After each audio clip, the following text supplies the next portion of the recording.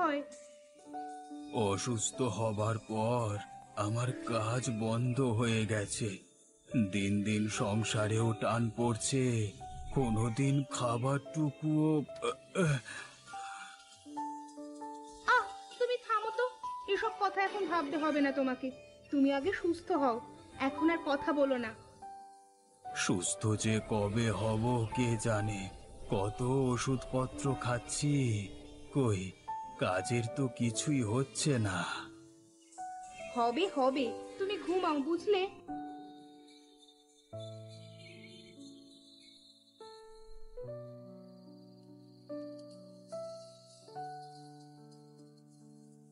বলছি, কিছু কথা ছিল তোমার সঙ্গে। বলো বউ, কি বলবে বলো। বলছি, ঘরে কিন্তু চাল ডাল সব ফুরিয়ে এলো। ওদিকে রাজু স্কুলের ফিসটাও তো বকেয়া রয়েছে। সেদিন স্কুল থেকে নোটিশ না কি যেন পাঠিয়েছে। সবই তো বুঝলাম বউ, কিন্তু আমি কি করব বলো তো। দেখছই তো, 4 দিন ধরে কেমন এক নাগাড়ে বৃষ্টি হয়ে চলেছে। এর মধ্যে যে মাছ ধরতে বেরোবো সেও পারছি না। আর মাছ না ধরতে পারলে বাজারে বেচবো কি? দেখো না, অন্য কোনো কাজ করা যায় নাকি। আমরা হলাম জেলে মানুষ, মাছ ধরা ছাড়া আর কিছুই করতে পারি না বউ। তাহলে এখন কি করবে গো? দুদিন পর চাল ডাল সব শেষ হয়ে গেলে তো আমাদের না খেয়ে থাকতে হবে গো। আমরা দুটো তো না হয় না খেয়ে থাকলুম, কিন্তু মা আর রাজুকে কি খেতে দেবো গো?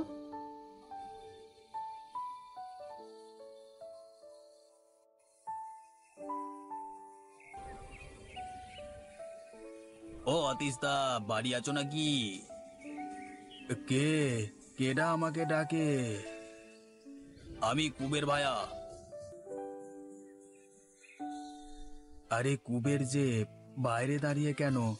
এসো এসো, ভেতরে এসো। কি ব্যাপার ভায়া, আজকে হঠাৎ আমার বাড়িতে আসলে? কিছু খবর আছে নাকি? খবর তো একটা আছে ভায়া, সেই জন্যই তো তোমার কাছে আসলাম।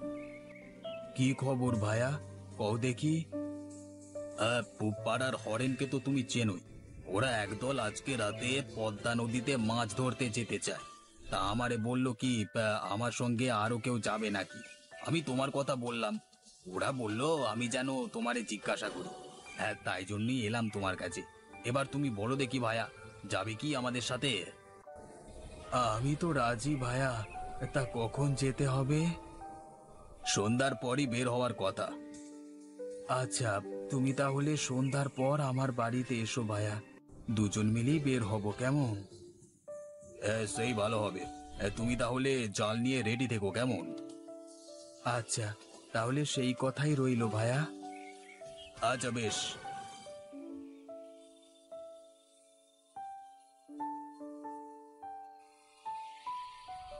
হ্যাঁ গো, এই বর্ষার রাতের বেলা মাছ ধরতে যাবে? তাছাড়া আর কোনো পথ খোলা নেই গিন্নি, তুমি চিন্তা করো না।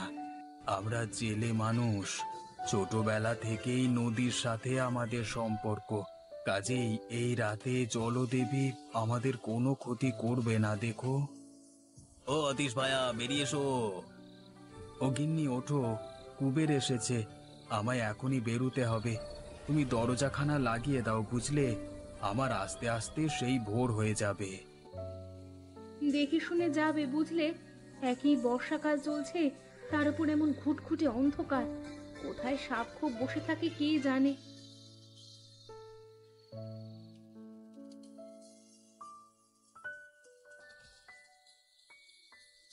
15 মিনিট পর অতীশা যখন ঘাটে এলো, তখন সেখানে আগে থেকেই দুটো নৌকা অপেক্ষা করছিল ওদের জন্য। অতীশা অতীশা আর দেরি করলো না, ঝটপট উঠে পড়লো নৌকায়। নৌকা ছাড়লো সঙ্গে সঙ্গেই। বর্ষার ভারী বর্ষণে উত্তাল হয়েছে পদ্মা নদী। পদ্মার সেই ভরা যৌবনের মাঝেই মোচার খোলার মতো দুলছে অতীশদের নৌকা। পদ্মার একেবারে মাঝে এসে থামলো নৌকা। অতীশ জাল ফেললো নদীতে, কিন্তু দুর্ভাগ্যবশত প্রথমবার জালে কিছুই পেল না সে। দ্বিতীয়বার জাল ফেলতেই জালে উঠলো একটা ইলিশ।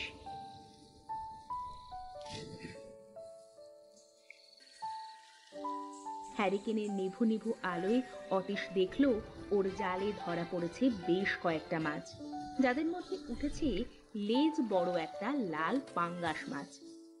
ইতিমধ্যে আকাশে আবার কালো কালো মেঘ জড়ো হচ্ছে দেখে সে রাতে আর মাছ ধরল না ওরা। সকালেই ফিরে এলো বাড়িতে।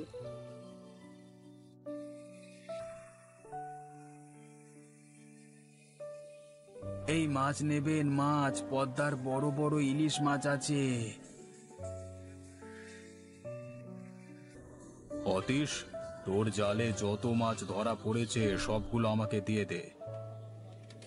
আচ্ছা কর্তা। হ্যাঁ গো, মাছ পেয়েছো কিছু?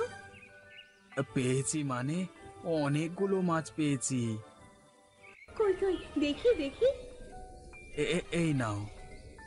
এই টাকাগুলো কিসের টাকা রাজুর আব্বা?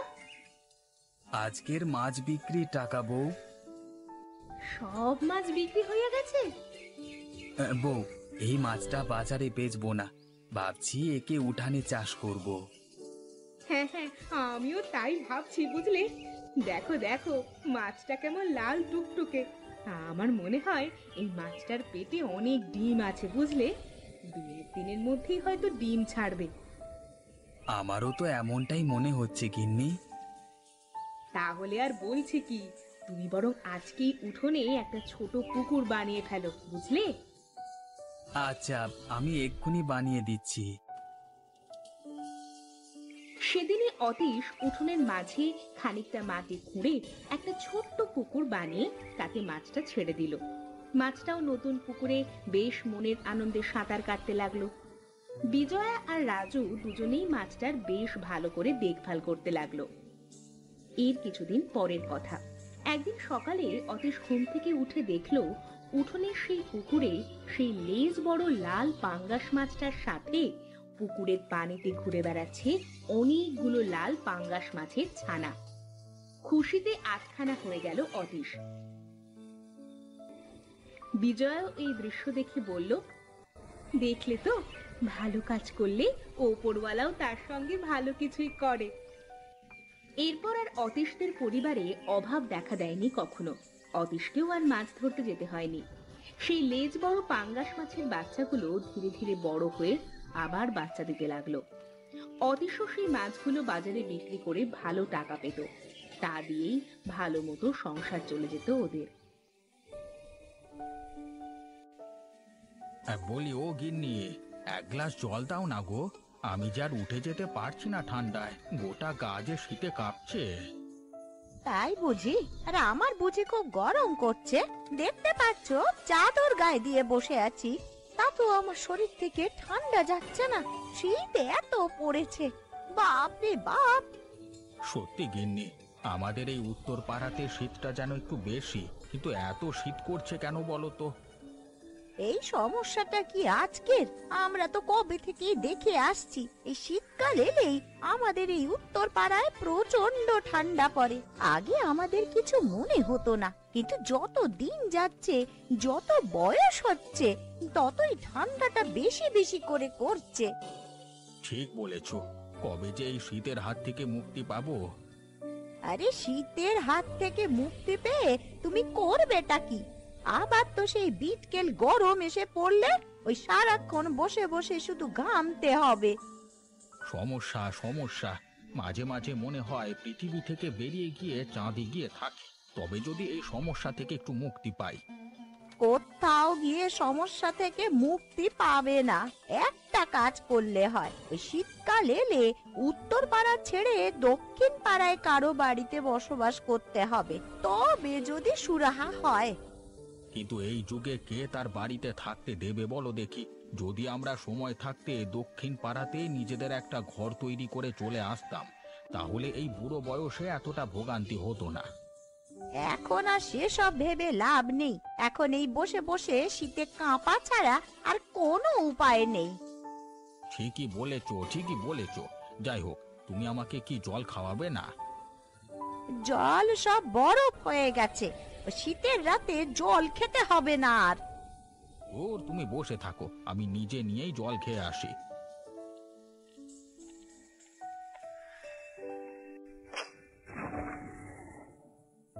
ওরে বাবা রে, মরে গেলাম রে!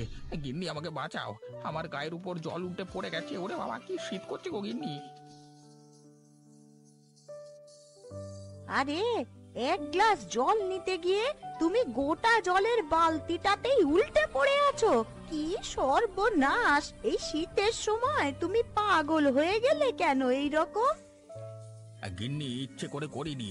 এখন তুমি জ্ঞান না দিয়ে আমাকে টেনে তোলো এখান থেকে। আমার হাত পাগুলো যে ঠান্ডা হয়ে জমে যাচ্ছে। খুব শীত করছে আমার, তাড়াতাড়ি তোলো। যাই বলো গিন্নি, আমাদের বাড়িটা এমন জায়গায় আছে, না শীত আর না গরম। ছোটবেলাকার কথা আজকে খুব মনে পড়ছে। ছোটবেলার কথা মনে পড়ছে কেন এই শীতের সময়? ছোটবেলায় তোমরা কি করতে? কি করতাম না সেটা বলো। হ্যাঁ, পিকনিক করতাম, ঘুড়ি ওড়াতাম, মাঠ থেকে ধান উঠলে সেখানে খেলা করতাম, ধানের শীষ কুড়িয়ে বিক্রি করে বেড়াতাম। বাবা, তোমার বাবা এসব তোমাকে করতে দিত? আহা গিন্নি, আমার বাবাকে তো তুমি চেনো। উনি কিরকম ছিলেন বলে তোমার মনে হয়? না গো, এটা মিথ্যা বলবো না। তোমার বাবার মতন ভালো মনের মানুষ এখনকার যুগে পাওয়া দুষ্কর।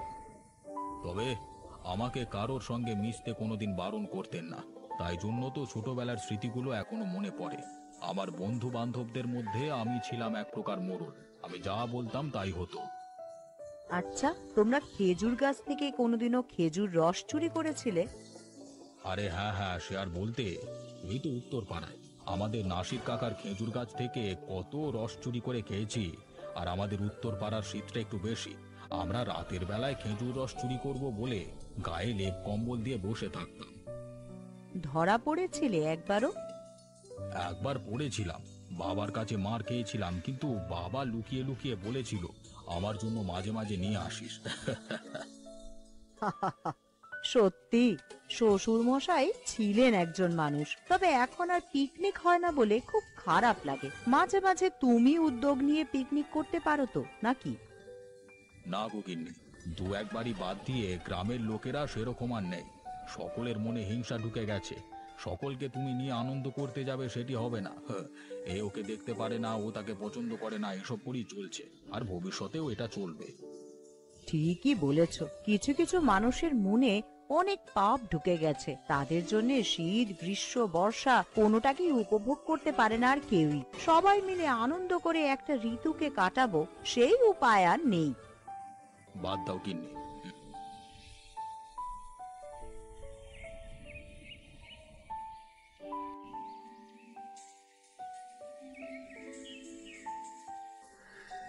ওগো, তুমি এখানে বসে আছো আর আমি তোমাকে পুরো বাড়ি খুঁজে বেড়াচ্ছি। তা কেন গিন্নি, আমাকে হঠাৎ খুঁজে বেড়াচ্ছ কেন? বেলা তো কম হলো না, সেই সকালবেলা না খেয়ে বেরিয়েছো, মুখে এক ফোঁটা জল দাওনি। এবার এসো, এসে দুটো খেয়ে যাও। খেয়ে যাব, কিন্তু রান্না করেছো? সকালেই তো বললে ঘরে নাকি কোনো বাজার সদাই নেই, কিন্তু এখন আবার বলছো ভাত খেয়ে যেতে। হ্যাঁ, তাই তো বলছি। তবে ঘরে অল্প কিছু চাল কোণে পড়েছিল, সেগুলোই রান্না করেছি। এবার তুমি এসে খেয়ে যাও তো দেখি। আচ্ছা চলো চলো, আমারও যে খুব খিদে পেয়েছে। এই লালু, তুই এখানে বসে বসে ঘাস খা, আমি গিয়ে কটা ভাত খেয়ে আসি। তারপর বিকেলের দিকে তোকে মাঠে চড়াতে নিয়ে যাব। জানিসই তো, তোকে আমি ওই মাঠের ঘাস ছাড়া আর কিছুই খাওয়াতে পারবো না, কারণ আমার সংসারই যে চলে না। সেখানে আমি আবার তোকে কিভাবে খাওয়াবো বলতো? ওই ঘাসই যে তোর একমাত্র সম্বল, ওই ঘাস খাইয়েই তোকে আমি বাঁচিয়ে রাখবো। হয়েছে হয়েছে, গরুর সাথে এত কথা বলতে হবে না। এবার একটু জলদি করে এসে খেয়ে যাও, হাঁড়ি পাতিলগুলো মাজতে হবে তো। আচ্ছা চলো গিন্নি, দুটো খেয়ে আসি।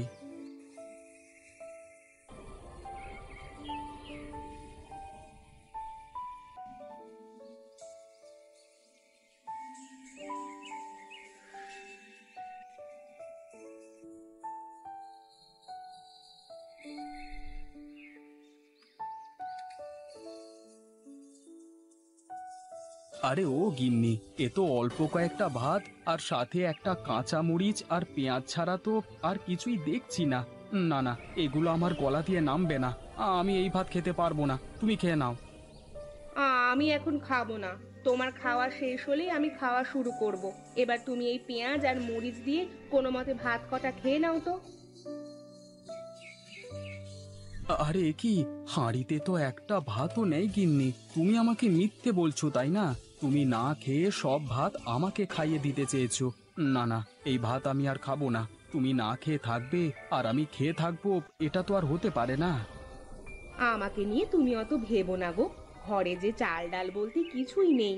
এদিকে আজ কতদিন ধরে তোমার কাজ কামও তো সব বন্ধ। এভাবে কি আর সংসার চলে বলো?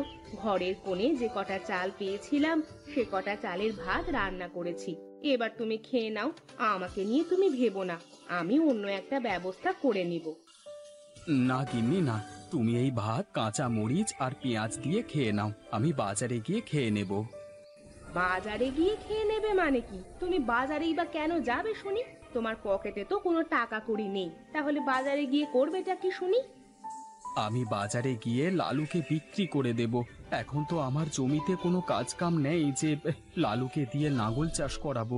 এভাবে লালুকে না খাইয়ে আবার বসিয়েও রাখতে পারবো না। তাই আমি আজই লালুকে বাজারে নিয়ে বিক্রি করে দেব। এরপরে যে টাকাটা পাবো তাই দিয়ে কোনো একটা ব্যবসা বাণিজ্য শুরু করব। তাই বলে তোমার প্রিয় গরু লালুকে বিক্রি করে দেবে? ওগো, না না, আমার মন যে একেবারেই সায় দিচ্ছে না। তোমার মন সায় না দিলেও আমার মন যে সায় দিচ্ছে। পেটে যদি দানা পানি না পড়ে তাহলে ওই গরু রেখে লাভ কি বলো? সে ঠিক আছে, তুমি যেটা ভালো মনে করো তাই করো। এতে আমি তোমাকে বাধা দেব না।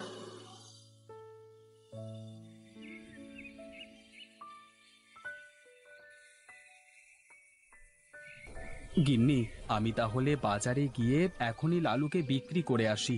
আর শোনো, তোমার কোনো কিছুর প্রয়োজন হলে আমাকে বলো, আমি আসবার সময় তোমার জন্য নিয়ে আসবো। না না, আমার জন্য কিছুই আনতে হবে না। গরু বিক্রি করে যাতে তুমি সুস্থ সবল মতো বাড়ি ফিরে আসতে পারো সেটাই কামনা করি। আচ্ছা ঠিক আছে, আমি তাহলে আবার বাজারে গেলাম।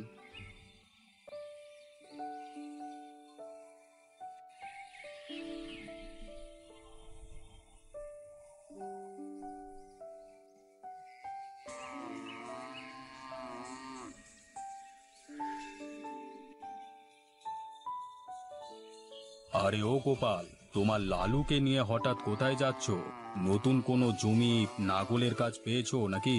কিন্তু আমার জানা মতে তো গ্রামে কোনো কৃষি জমির কাজ নেই।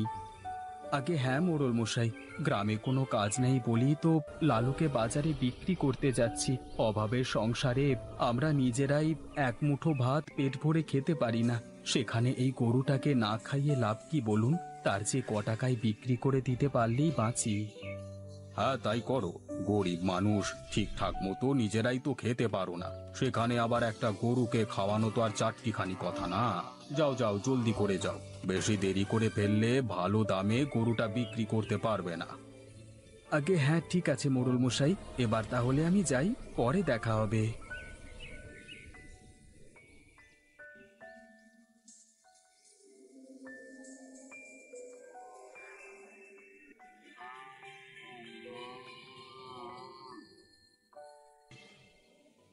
আরে এই গরুর দাম কত?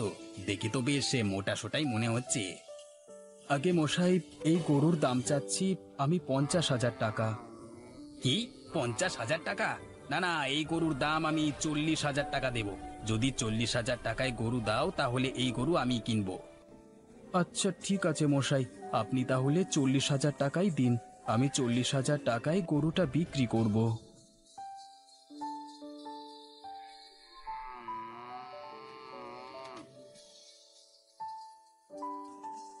ভালো থাকিস লালু, আজ অভাবের সংসারের কারণে তোকে বিক্রি করতে বাধ্য হলাম।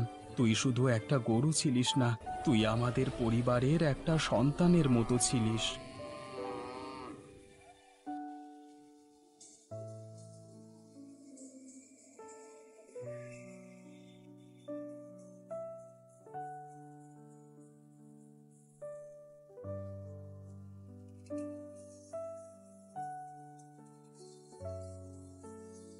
আরে এ কেমন বাজার রে বাবা, বাজারে একটা খাবারের হোটেলও নেই দেখছি।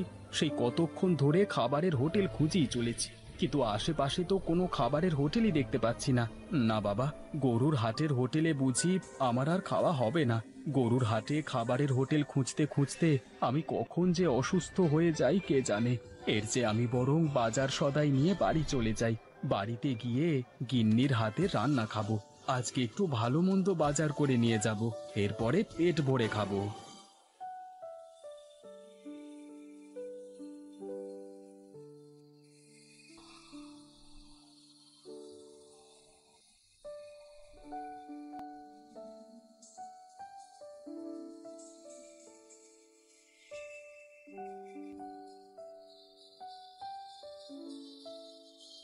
আরে ওগো, তোমার আবার কি হলো? কি এত চিন্তা করছো খেতে বসে? খাওয়ার সময় জানো না চিন্তা করতে নেই? আরে গিন্নি, আর বলো না, গরুটা তো বিক্রি করে দিলাম। এখন এই টাকাগুলো কি করব সেটাই তো বুঝতে পারছি না। কি আর করবে, এই টাকাগুলো দিয়ে তুমি একটা ব্যবসা দিবে। দেখবে একবার তুমি এই ব্যবসায় সফল হয়ে গেলে আমাদের সংসারে আর কোনো অভাব থাকবে না। কিন্তু গিন্নি, কিসের ব্যবসা করব সেটাই তো খুঁজে পাচ্ছি না। কেন গো, তুমি না বললে আজ গরুর হাটে নাকি তুমি খাবারের একটা হোটেল কোথাও খুঁজে পাওনি?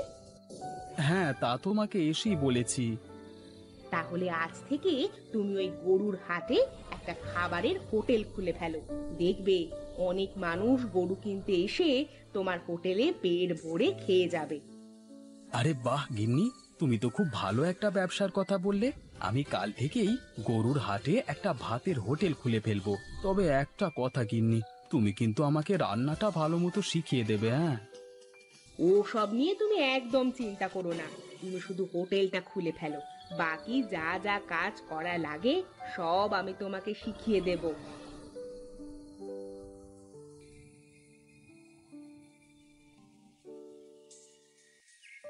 আরে আসুন আসুন, খেয়ে যান খেয়ে যান, গরম গরম টাটকা ভাত খেয়ে যান। মাছ মাংস ভর্তা ডিম সবই আছে, আসুন আসুন। এই তোরা কে কোথায় আছিস? কাস্টমাররা যে যা খেতে চায় তাকে তাই খেতে দে। আগে ঠিক আছে মালিক।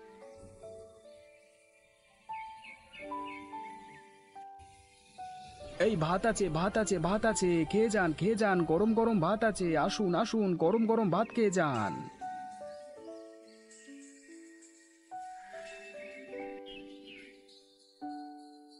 আরে বাহ, গরুর হাটে ভাতের হোটেলে প্রথম দিন দেখছি অনেক মানুষেরা খেতে আসছে। এভাবে চলতে থাকলে তো আমরা খুব দ্রুত ব্যবসায় লাভ করতে পারবো।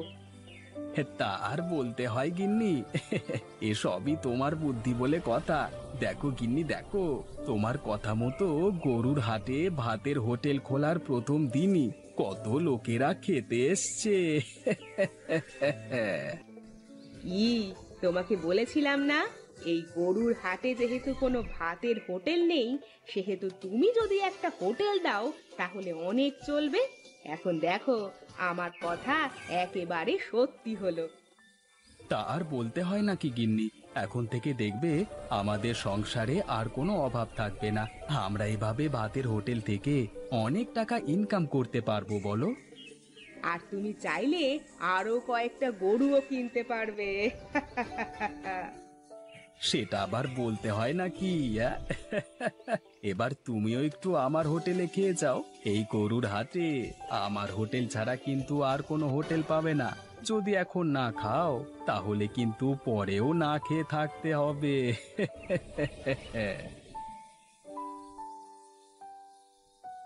এই কথা শুনে গোপালের বউ হেঁটে হেঁটে গোপালের দোকানে গিয়ে বসলো।